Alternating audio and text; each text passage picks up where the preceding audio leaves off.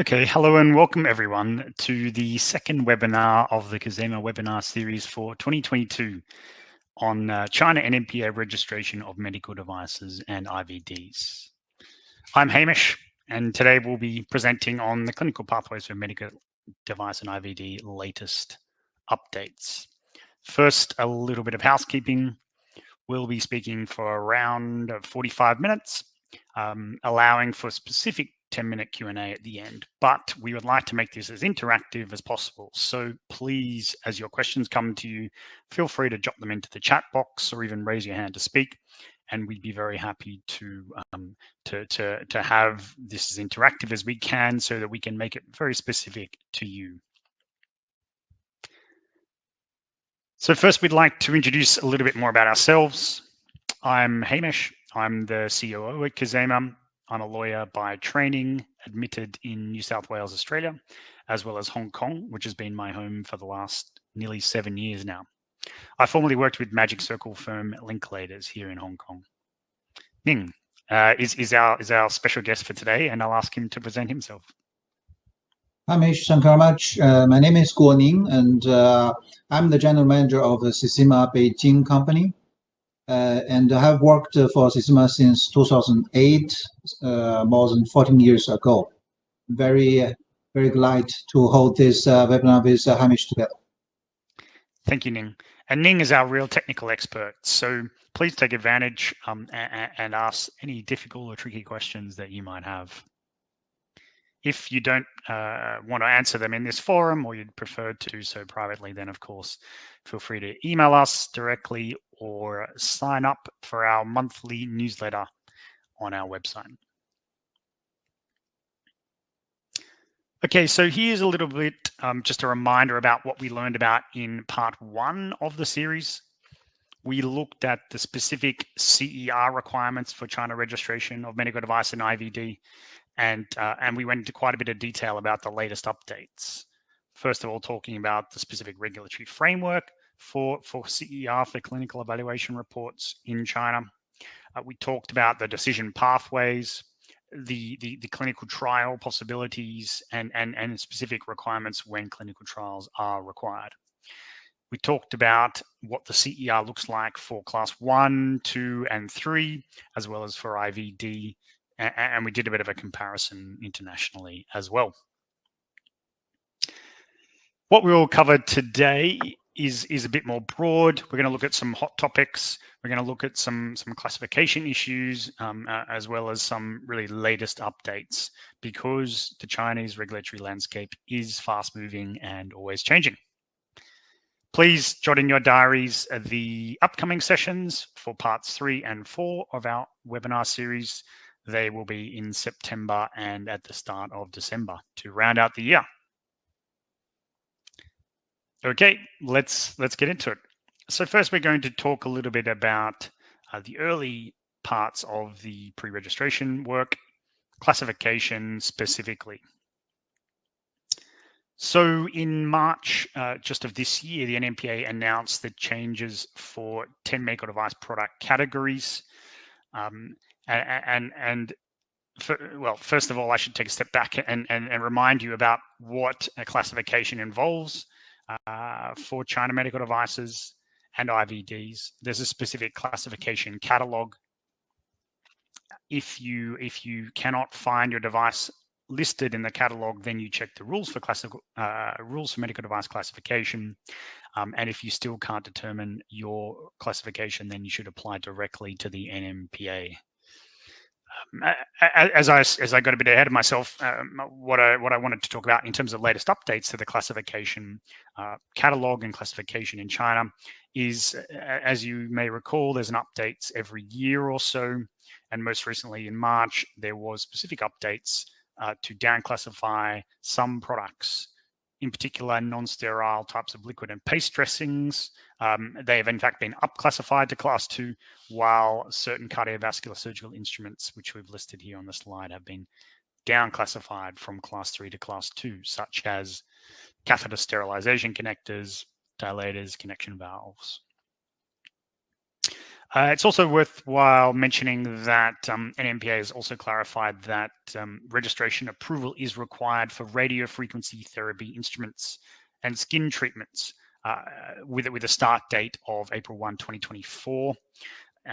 This is part of the hot topic of beauty devices in China, which has been more of a grey area in the past, but is increasingly being regulated. So companies with beauty devices, please be aware.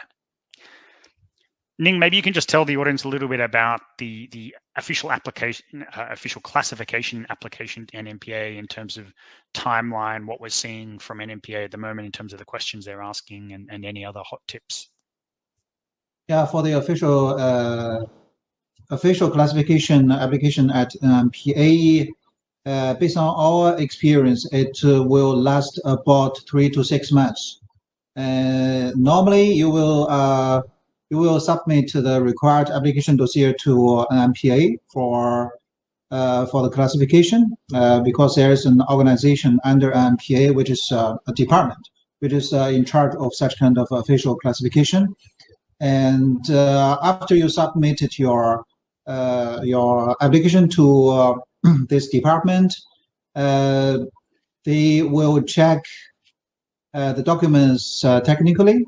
And normally you will get a supplementary requirement within 1 to 2 months. If there's any questions, there's any question from the reviewers. Sometimes you will get the final classification result from NMPA straight away. Sometimes they just ask you to supplement more documents, more evidences. And at the last, you will get the final result. Firstly, whether your device is a medical device.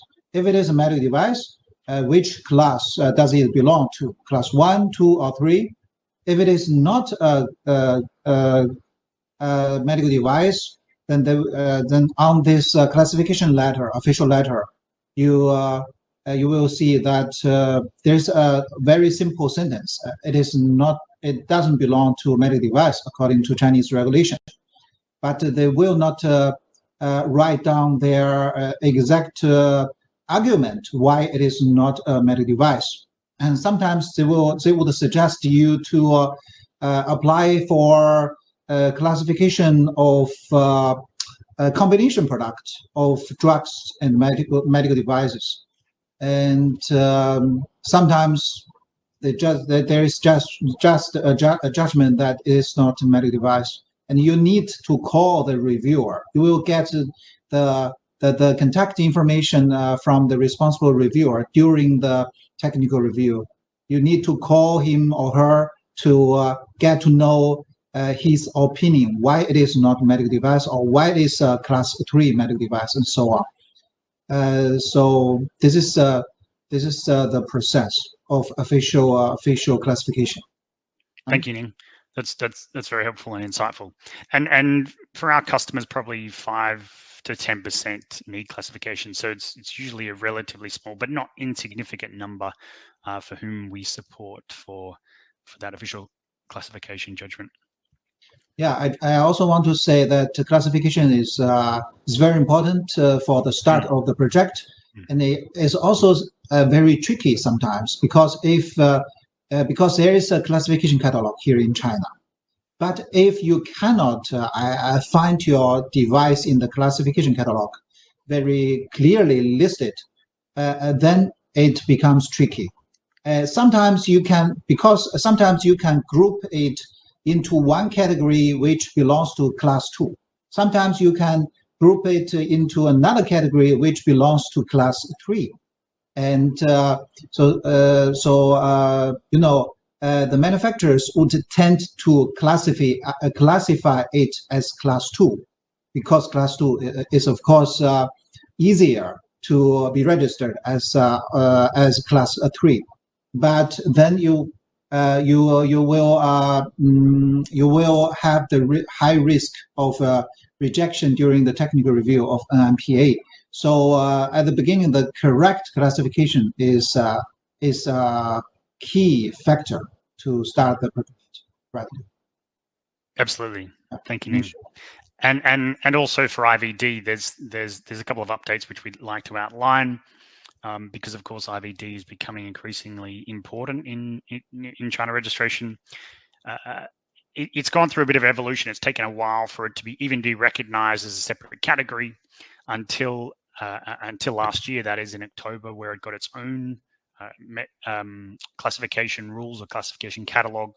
Before that, it had been a subcategory in the medical device classification catalog. And interestingly, we've just set out on the slide here a few specific examples of clarified IVD classifications for class 1, 2, and 3, including making it clear that things like allergen testing, which previously had been class 3, is a class 2, as well as a number of other points. So IVD manufacturers, it is now more clear and straightforward around what are the requirements for, of course, setting up your clinical evaluation and pathway for your product for China. And if you'd like more detail or to check your specific product, please get in touch with us.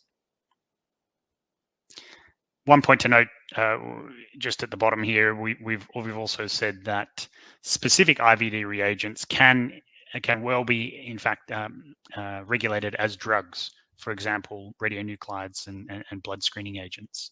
So that's another reason, again, that you really need to be careful about your classification as the important first step to your China entry. Okay, just shifting gears a little bit.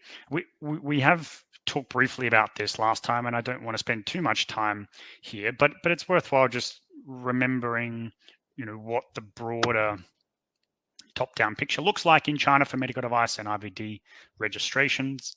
And the NMPA does issues an annual report each year about this. And we've set out some of the statistics on the slide and the trends that show the change from year to year and the substantial increases since 2018. There were around 12,000 applications, and most of those, because of the way the process works, have in fact been registered in 2021, with around 2/3 IVD. This excludes these listings exclude domestic class 1 and 2 products because they are the application is made to the provincial regulator, provincial NPA. Although the process is otherwise the same for international and domestic customers, manufacturers, excuse me. And just to point out again a trend of 2020 versus 2021, the listings, or rather the product categories and the registration sources are largely the same, with a few adjustments, which we've just marked here on the slide, like medical equipment and passive implantables sort of increased as the registration product group top numbers, while dental instruments fell to position 3, while in terms of the country or registration sources, Italy and the UK moved up in their positioning, while some other countries had less registrations in 2021. Another update I'd just like to bring to your attention is an annual report that NMPA issues each year on medical device standards management. And just to recap, and Ning, maybe you can help the listeners out here in terms of what standards are used in China, how they relate internationally, and any other hot tips you have in terms of keeping track of standards for manufacturers. Yeah, there are two big groups of compulsory standards as we listed here. GB versus YY standards. And GB standards is the typical compulsory standards in China. Most of the products, especially the electrical products, have GB standards. And these standards are normally issued and published by the Standardization Administration Commission, SAC in short. This organization is under SAMR, State Administration of Market Regulation, just like NMPA.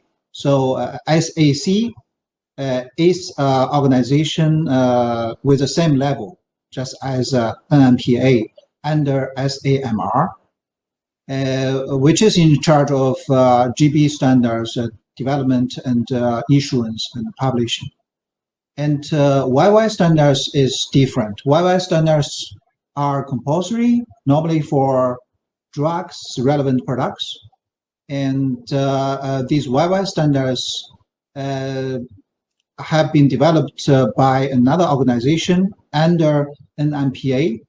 We call it Center for Standardization Administration for medical device under NMPA. And this organization will regularly update and issue new YY standards.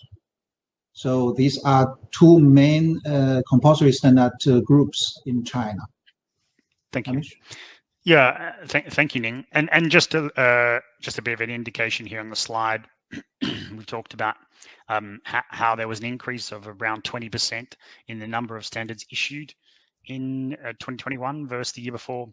And I also thought it was interesting to point out that there are 1,800 medical device standards consisting of 235 national versus 1,600 industry standards in China at this time. And in general, we tend to see an accelerating number of standards issued each year. These standards, of course, are specific to China, although there is some rays of light in terms of increasing harmonization internationally, because ISO 22679 2021 was officially released in November 2021, being the first international standard adopted from an industry standard perspective. It's a YY/T standard, meaning a recommended standard in China. It relates to in vitro tests for cardiac occluders intended for transcatheter implantation in humans. So this is an interesting development. There is there is a trend towards international harmonization, and many of the standards themselves are, in fact, 95 or even 100% equivalent to the international standards, although with some subtle distinctions, which means you need to be cautious. And Hamish, I also want to supplement one very important and interesting aspect regarding the standards updates, because, for example, we had this we didn't take much attention on the standards updates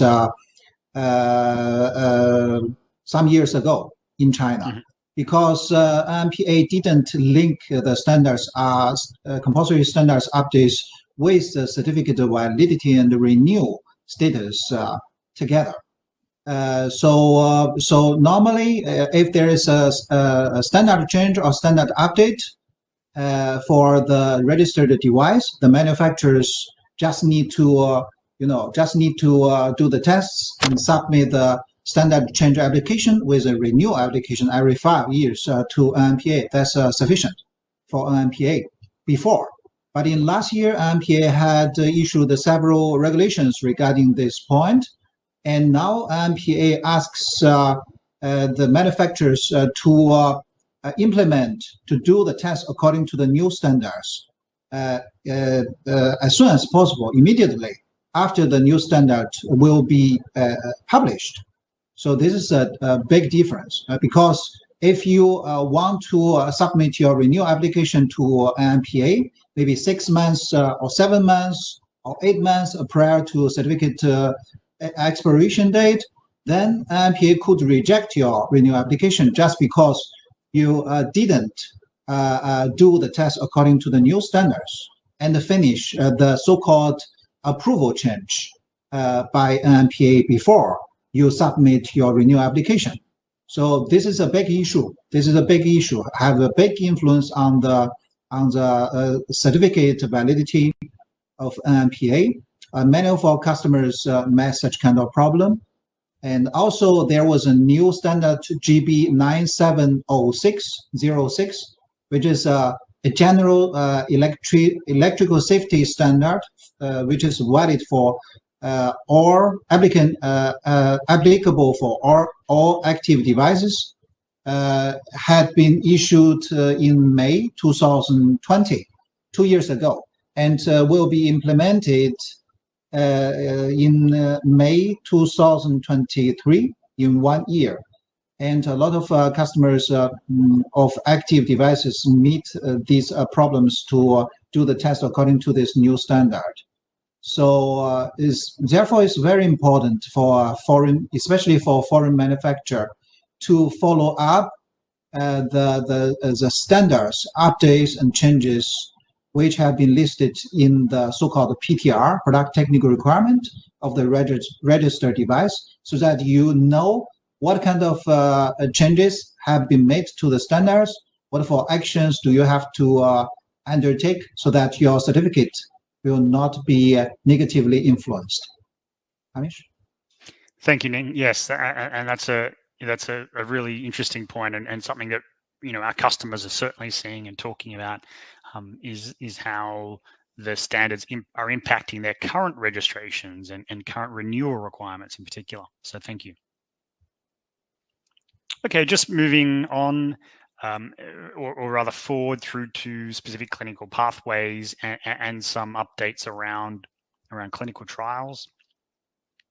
The first point I'd like to draw out is that CMDE, the Device Evaluation Center of NMPA, has issued a recent interesting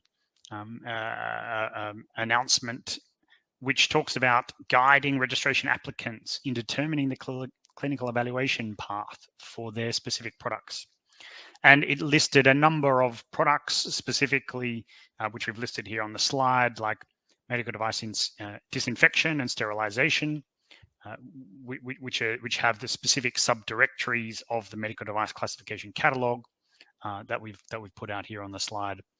Active medical devices, passive medical devices, and these have their own subcategories, as well as some others.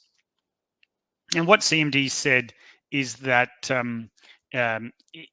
is not nothing new or novel. I guess it's what we have been telling you the whole time in our webinars, except it did helpfully clarify that that such specific products should first determine whether they have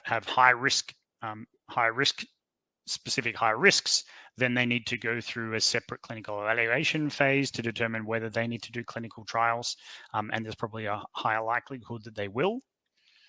Then products should consider whether they have a predicate device, which is a product that is registered already in China, and that has similar technical and performance characteristics. Then, if it does not have a predicate device, it should probably consider its clinical risks as well as clinical data to determine whether clinical trials in China will be required. So it's just interesting to see how the regulator is itself publishing and what can be some more helpful guidance around the pathways to registering your product in China. Another point that I'd like to draw out is an important change relating to China GCP. That's China Good Clinical Practices. There's been a recent revision just on 1st of May 2022 that came into force, which reorganized the framework of the China GCP. It helpfully clarified responsibilities of the key parties involved in clinical trials, such as the sponsor, the trial site, and the investigators. It clarified that the sponsor major role in the clinical trial, including risk management. It enhanced the requirements of the clinical trial sites, and it also enhanced the responsibilities of investigators. The GCP made clear that IVD clinical trials are regulated by this GCP, similar as medical device. There was some gray area previously. There were adjustments relating to safety information reporting processes, requiring that safety information must be reported to the respective provincial NMPA, and health departments no longer need to submit a dual report by the sponsor and investigator, but instead a single report by the sponsor will suffice. There was some simplification, which is helpful and very interesting for manufacturers who are seeking to run clinical trials in China, including deleting the requirement relating to medical device trials being needed to be run in at least 2 clinical trial sites or institutions. This has, caused difficulty and backlog in terms of clinical trial undertakings in China. So this is a welcome development. And there's also some modifications relating to the local test report validity timeline. It no longer has a specific hard 1-year deadline. So this can help if there are time slippages throughout the trial starting stage. And another interesting development, again, on this theme of international harmonization, is that there's been some reflection of latest international IMDRF guidance, specifically N57, relating to multi-regional clinical trials. It introduces the concept of conducting multi-region clinical trials in different countries or regions, including one of them being in China, which is very beneficial, of course, to global innovative medical device clinical trials that are being conducted. Helpfully, also, if the clinical trial has not is currently being started, or at least initiation stage has begun, but IRB or ethics committee approval has not been received, then it's clear now that they should conduct it according to this new GCP. If they have already received ethics approval, then the old requirement will suffice. There's a few other supporting documentation which has also been introduced, and so this is a welcome development. And if you'd like some more detail about it, please let us know. Ning, is there anything else to add there about GCP, or we're going to talk about sort of decision making, decision trees? I think one of the most important point here is 2 or more clinical trial sites no longer a must. This is a very interesting point for the manufacturers of medical device, who must organize a clinical trial here in China. So before, for class 2 medical device, you must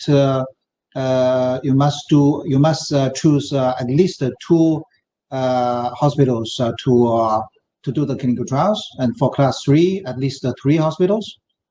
We call it research centers, and there was such kind of compulsory requirement for the quantity of hospitals from NMPA, but now this is not necessary anymore, and NMPA has given the right back to the manufacturer and to the research organizations, clinical research organizations, to decide whether 1 or 2 or 3 or more multiple clinical trial sites are needed or preferred by themselves. So as you can see, NMPA is giving more and more decision right back to the manufacturer and CROs to decide for themselves.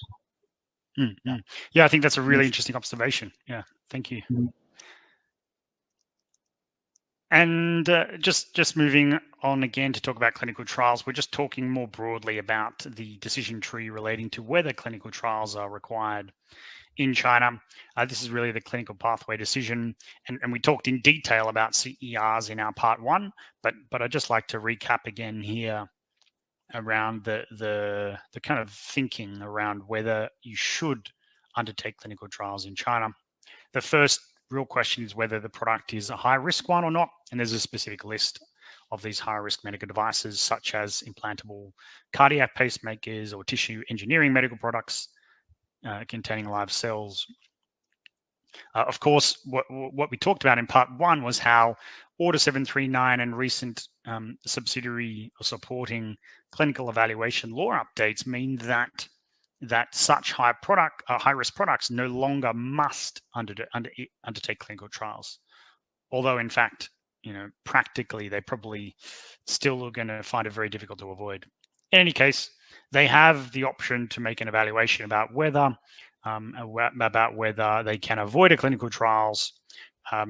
Otherwise, if they're not high-risk products, we go down in the flow chart here, and we'll look at the clinical trial exemption list, which again is a specific list or product category list around whether you need to run a clinical trial or not.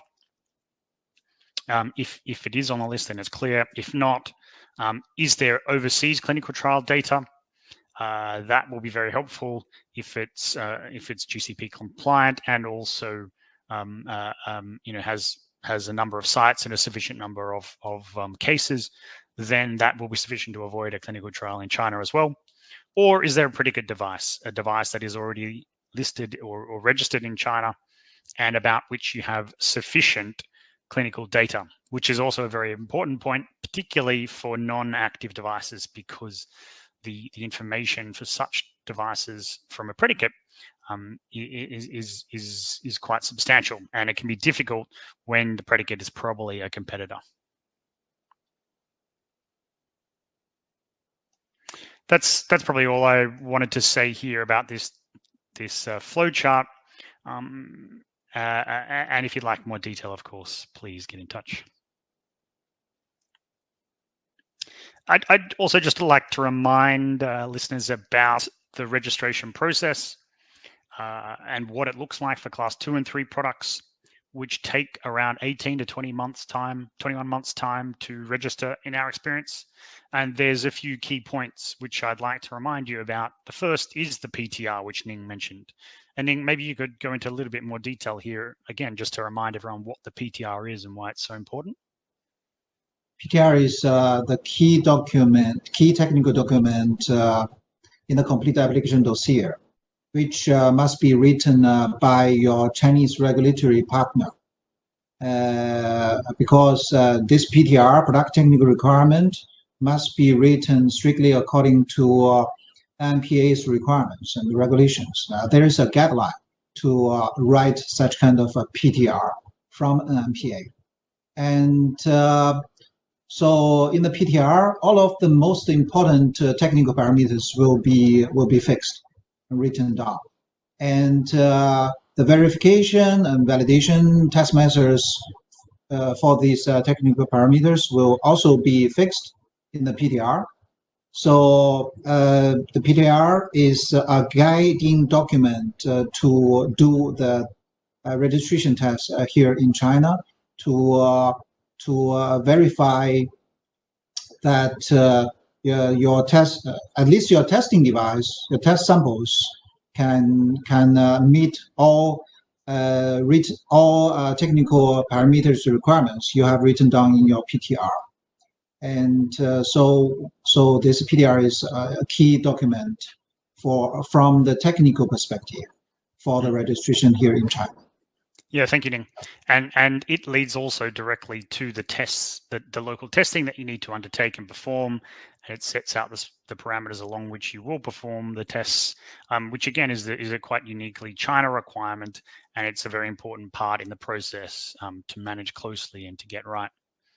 The other point in the milestone or flow chart we have here is the clinical evaluation report, and we talked in detail about that in part 1. So we're not going to go into much more here, except to say and remind you that it's not simply the same as your EU or your CE clinical evaluation report. You can't simply translate it from English to Chinese and submit that.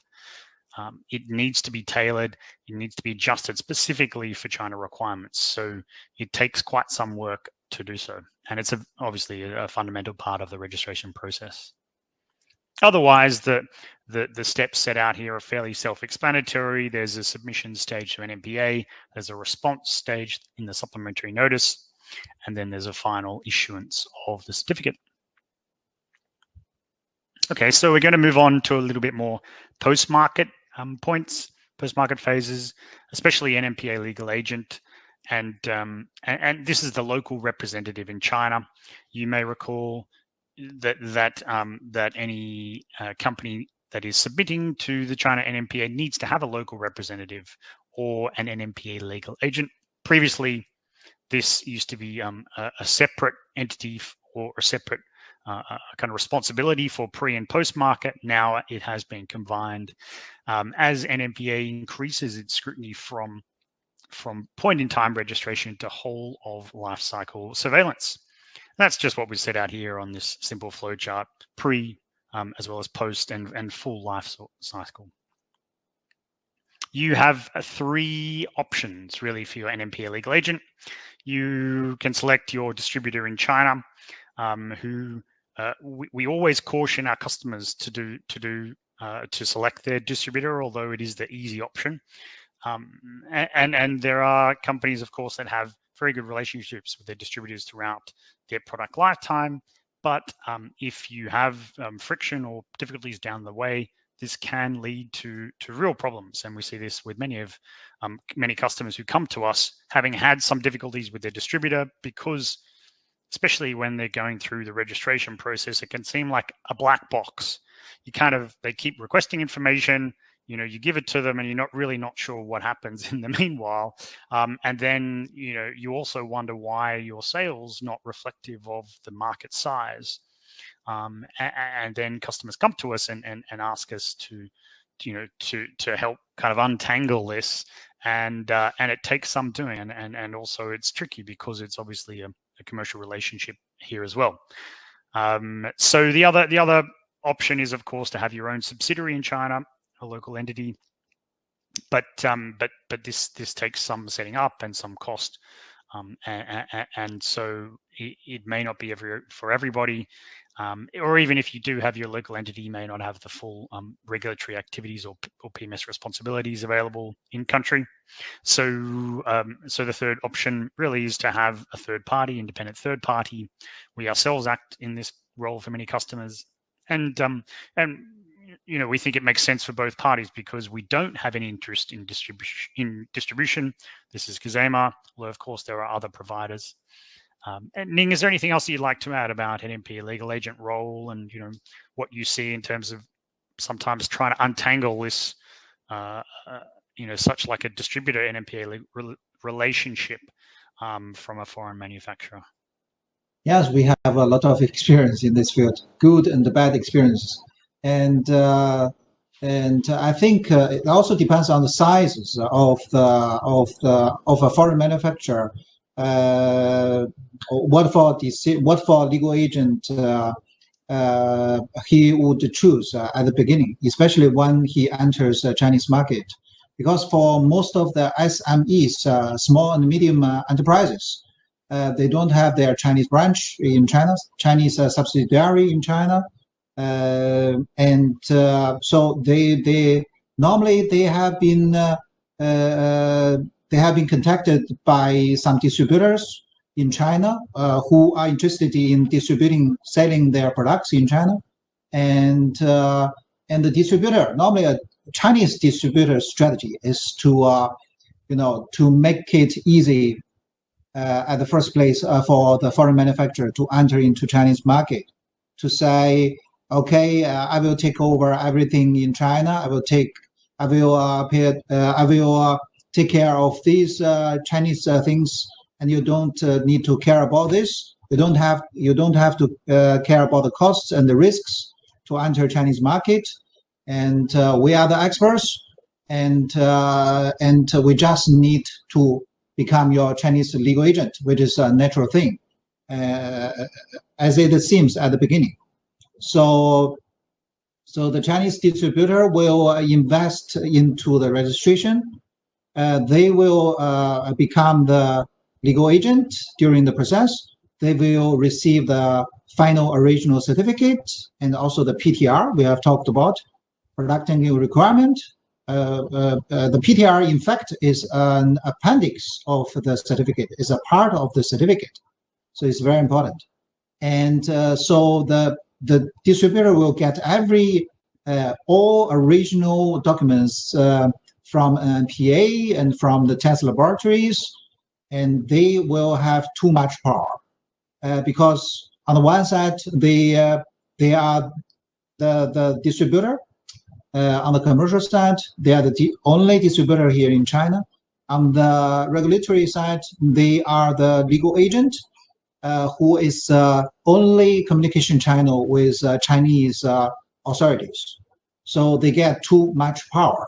And This is one thing. At the beginning, the relationship is always good, But after 2, 3, 4, 5 years, sometimes even after 10 years, we have seen a lot of break-ups, and we have seen a lot of fights between a foreign manufacturer and the Chinese distributor because of lot of different interests, commercial interests, and so on. And then a foreign manufacturer will realize that he cannot sell his device into China without the support of the current distributor because of missing certificates, because of missing PDR, because of missing everything. So he is becoming too independent. Too dependent from the distributor. So this is also the reason we want especially small and medium enterprises to choose the distributor in China as their legal agent at the first place. Mm-hmm. Yeah, thank you, Ning. And we could talk about this all day, and we get very excited. But I better we better move on to just another topic. Just briefly, sampling. So sampling inspections in China, will often occur and be undertaken by the regulator to check, of course, whether they are compliant with what their registration certificate says. And also to ensure that it's being sold accurately, etc. And there was a sampling inspection plan report issued in February of this year, which talked about the inspection plan targeting specific medical electrical equipment, IVDs, and anti-epidemic supplies. And if you would like a bit more information about this, please get in touch. I guess the key points are that if there's any objection to the inspection results, there's really only one chance to appeal, which should be submitted within 7 days. However, there are even categories for which such appeal won't be possible. So it's a strict supervision regime. And of course, if there are non-conformities, they should be acted upon straight away. Okay, just shifting gears a little bit, we're going to talk about digital health. There's been a couple of interesting guidelines released, 3 specific ones earlier this year relating to registrations of medical device software, artificial intelligence software, and also a cybersecurity guideline. The first one relates to the software as medical device or software in medical device, and just points to specific requirements for the dossier itself that should be submitted, such as product-specific changes in the country of origin. They should also be included in the dossier, as well as any differences in language, functionality, scope, etc. There's similar guidance issue related to AI-based SAMD or IMD. As well as an interesting update to the cybersecurity guideline, which is the third point here on the slide. It points out that class 2 or 3 SAMD with any of the following 3 functions: electronic data interchange, remote access control, or user control, need to ensure that important data, personal information, and human genetic resource information collected and generated in China must be stored in China. And if there's a business need to share outside China this information, then you need to carry out a security assessment, which has been formulated by the Cyberspace Administration of China, the CAC regulator. So some important developments there. And just a little bit more about the cybersecurity requirements. These were brought into place originally in 2018.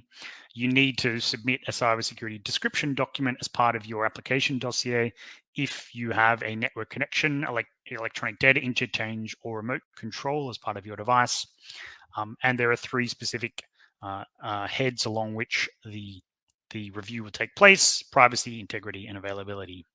So that's a quick run through about the digital health world. Because we are fast running out of time, and we could keep keep talking all day, of course, but I'd like to point out another hot topic, which we're getting a lot of questions about, which is China localization of your medical device or IVD manufacturing. This is the process by which you can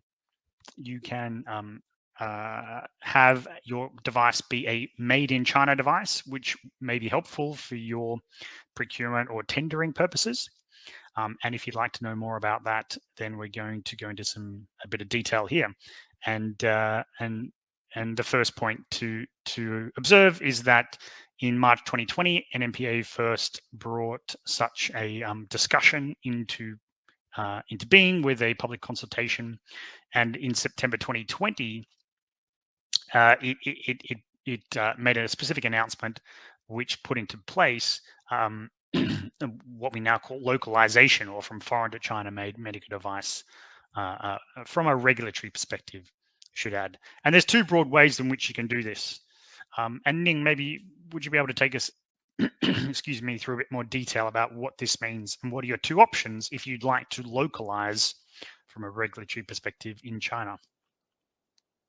Yeah, thank you, Hamish. And we have done a comparison between two options when you want to, so to say, realize made in China label for your product.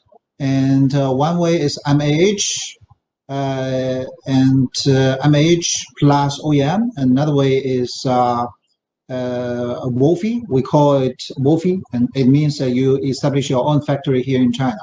As you can see, we have compared these different points, and the main message is that if you choose a market authorization holder pathway, then the main advantage is that you need less time, you need to invest less, but you will bear more risks of inter-property protection and also the quality control of the products aftermarket surveillance. And if you choose the WOFI option, if you invest more into this made in China plan, then you need to invest a lot more. Of course, you need to establish your own factory, your complete QMS quality management system in China according to NMPA requirements, and you need to do the certification and registration yourself in China. And it will last longer, but it will have a better control on your intellectual property and your product quality. Hamish? Yeah, thank you, Ning. And just, we've set out a few more steps to localize by way of MAH and then by way of OEM. One way to think about it, or to think about the two possibilities, of course, is you have the market authorization holder system, whereby you have effectively the sales agent entity, and then outsource the production to an OEM in China. The other is where you have the WOFI, where you have the whole factory yourself in China. So that's really the distinction we're talking about here. If you'd like to go down the MAH route, we just have set out a few, or really 9 phases that you need to go through, or that you need to think about at least as you go through that localization process. And what's really interesting and what's helped facilitate this is the possibility that if you have already an imported certificate, you can now much more easily change that to a local or domestic certificate. So that's the important process behind what we're talking about here. So just in terms of going through these points briefly, first of all, you need to have an actual Chinese entity to act as the MAH. It needs to have a specific QMS and SOP system, which something that Cisema helps develop, and we have a specific service package that helps companies localize from a regulatory perspective and sorts out their QMS and SOP systems and GMPs and everything else in China. You need to think about your Chinese partner. You need to have you need to ensure that they are compliant with the specific QMS and GMP requirements. And we can also, as Cisema, we can also help you with that if necessary. Then you need to think about the registration transfer from foreign to local, as it's so called, or as it's known. Then you need to think about the sales license, the product approval, finalization, as well as production. From the WWOOFY perspective, there's a couple of less phases here because it's really, you know, the rather substantial phase of thinking about the factory itself that you would need to set up and get moving and running, as well as establishing relevant QMS and GMPs before you transfer the certificate. So that's a brief outline of the process. There has also been some even more recent updates relating to specific orders or guidelines for localized production. And in March of this year, NMPA published some specific guidelines relating to the medical device products which are prohibited from OEM production, you know, from having that first option of MAH then OEM. So you can't do that for specific devices, and a list of specific high-risk devices. If you'd like more detail, then please get in touch. As well as some key points relating to simplifying the licensing for OEMs. So that's helpful and good news for streamlining of the local corporations. Okay, now just moving on to our final slide for today. And I just wanted to mention briefly about Hong Kong listing, because this is an alternative pathway which has had a few more developments recently. In August 2021, most specifically, there has been an update as to the hospitals that can accept a Greater Bay listing or a Greater Bay application from Hong Kong. And just a reminder about how this works.